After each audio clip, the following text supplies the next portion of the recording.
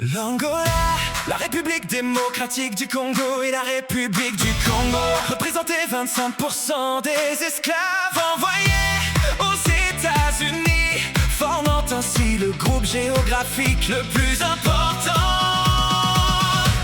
Le grand et sincère pape Léon XIV, au nom de l'Église catholique, a présenté ses excuses les plus sincères pour l'atrocité de l'esclavage à laquelle l'Église catholique s'est rendue complice.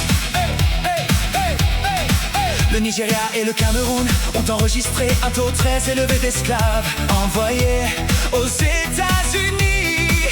Nombreux d'entre eux ont été conduits en Virginie et au Maryland. Le grand et sincère pape Léon XIV, au nom de l'Église catholique, a présenté ses excuses les plus sincères pour l'atrocité de l'esclavage à laquelle l'Église catholique s'est rendue complice.